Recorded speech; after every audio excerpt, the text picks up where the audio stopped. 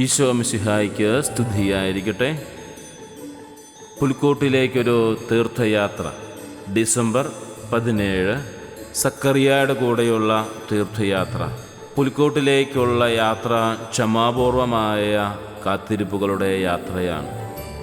വചന വെളിച്ചത്തിൽ നോക്കിക്കാണുമ്പോൾ സക്കറിയായും എലീശുവായും നീതിനിഷ്ഠരും പരമ്പരാഗതമായ ആചാരവിധികളെല്ലാം അനുഷ്ഠിച്ചു പോകുന്നവരുമായിരുന്നിട്ടും സന്താനഭാഗ്യം പോലും നിഷേധിക്കപ്പെട്ട ദൈവിക വഴികൾ ആയിരുന്നു അവൾക്ക് മുമ്പിൽ ഉണ്ടായിരുന്നത്.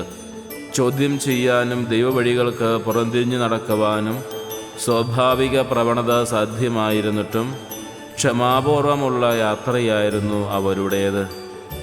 ഒടുവിൽ പുരോഹിത വിധിപ്രകാരം ധൂപാർപ്പണത്തിന് പ്രവേശിച്ചപ്പോൾ ഉണ്ടായ ദൈവദൂത ദർശനം പ്രതീക്ഷയ്ക്ക് വക നൽകിയെങ്കിലും സംശയമുന്നയിച്ചു എന്ന ഒറ്റ കാരണത്താൽ സംസാരശേഷി പോലും നഷ്ടപ്പെടുന്ന സക്കറിയായുടെ ചരിത്രം.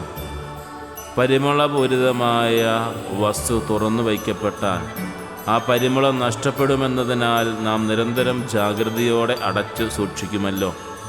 ഏതാണ്ട് അതുപോലെ തന്നെ ദൈവിക ദർശനം, സന്താനഭാഗ്യത്തിനുള്ള ദിവ്യ സന്ദേശം, ജനിക്കാൻ പോകുന്ന ശിശുവിന് നൽകുവാനുള്ള പേര് പോലും നിർദ്ദേശിക്കപ്പെട്ട ദൈവിക വഴികൾ എന്നിവയുടെ എല്ലാം ചേരുവകൾ ഒന്നിച്ചു ചാരിച്ച് ചേർക്കപ്പെട്ട ദൈവപദ്ധതിയുടെ സുഗന്ധം അല്പം പോലും ചോർന്നു പോകാതിരിക്കാനെന്ന വിധം തുറക്കപ്പെടാനാവാത്ത അധരങ്ങളോടെയുള്ള കാത്തിരിപ്പ്.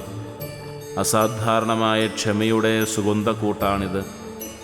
ദൈവവഴികളിൽ വിധിക്കപ്പെട്ട മൗനം പോലും ഗ്ലോറിയ ഗീതത്തിൻ്റെ പശ്ചാത്തല സംഗീതം പോലെ സൗന്ദര്യാത്മകമായും തീരുന്ന അനിതര സാധാരണമായ ക്ഷമയാണ് സക്കറിയ അഭ്യസിച്ചതും ജീവിതത്തോട് ചേർത്ത് വച്ചതും.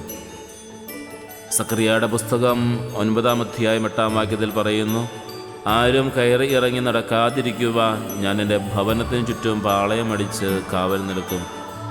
ആരും കയറി ഇറങ്ങി മലിനപ്പെടാതിരിക്കാൻ തക്കവിധം ക്ഷമയുടെയും മൗനത്തിൻ്റെയും കാത്തിരിപ്പിൻ്റെയും ബലവത്തായ പാളയമടിച്ച് സക്കറിയായുടെ ജീവിതത്തിന് കാവൽ നിന്ന ദൈവമേ, ഞങ്ങളുടെ ജീവിതങ്ങളെ ക്ഷമയുടെ കൃപ നൽകി അനുഗ്രഹിക്കണമേ.